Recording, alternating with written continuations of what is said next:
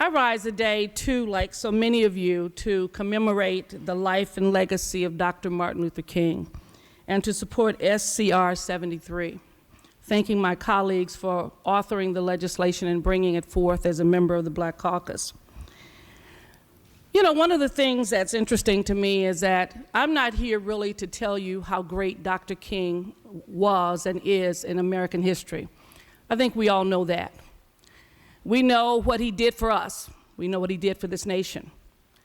The question is not who was Dr. King, but the question is, who are you? That's the most important question on this floor right now. Who are we as a legislature? Who are we as a nation? Who are we as a people? And what are we going to stand for and what are we going to fight for in the end? That's the real question. We know the greatness of Dr. King and his impact on all of our lives. And so it becomes important as we talk about Dr. King that we recognize that the stands he took didn't always make him popular. When he came to San Diego in the early 1960s, he couldn't even find a black church that would allow him in their church to do a speech. And so he spoke in the gymnasium at San Diego State because the black ministers were afraid of this radical who had come to town. They were afraid of the impact it might have with the conservative members in San Diego. And as a result, he could not find even a black church that would let him in to do his presentation. So it's important to understand that this, even though we celebrate him today, he was not always a popular person. That what he stood for made people uncomfortable, made them question themselves, and they really just wish he would go away, even many members of the African American community. And so I'm often asked by young people, what do you think Dr. King would say today? What would he be doing today? What would he say to us? And I don't think he'd say anything differently than he said all these years. So when we look at one of his last presentations in 1967, where do we go from here? What do we do now that we've passed the Civil Rights Bill? What do we do now after the March on Washington? What do we do now?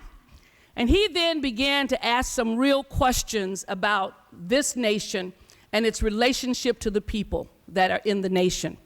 He talked about us developing a high level of divine dissatisfaction with the poverty in this country, a divine dissatisfaction with homelessness and people without adequate jobs, a divine dissatisfaction with injustice, a divine dissatisfaction with violence.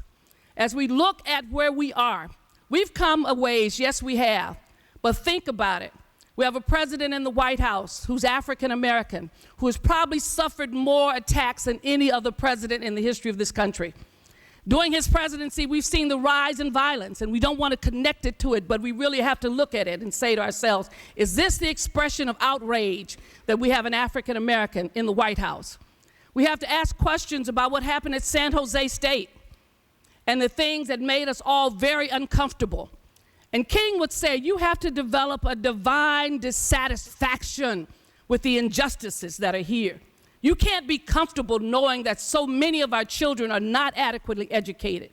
You can't be comfortable in knowing that we're incarcerating more people than we're sending to college. You cannot be comfortable with the conditions under which we exist. The struggle that King engaged in was not a moment, was not a temporary movement, but it really is a lifestyle. It is our life work.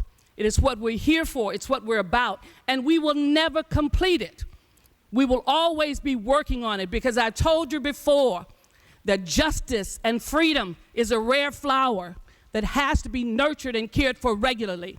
But hatred is a weed and it grows best in neglect.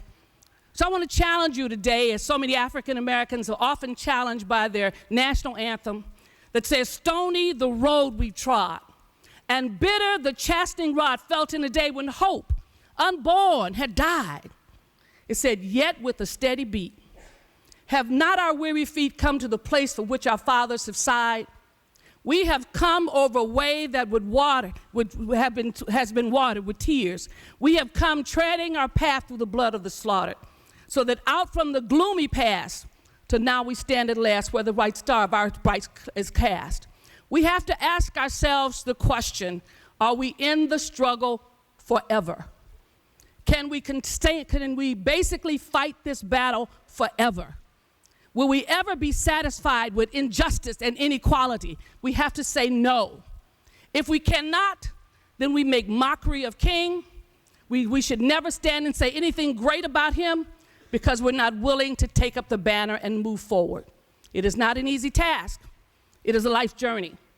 And I ask you, as you vote today for SCR 73, that you make it a part of your life commitment and your life journey to stand always for justice and equality, even in the most uncomfortable times.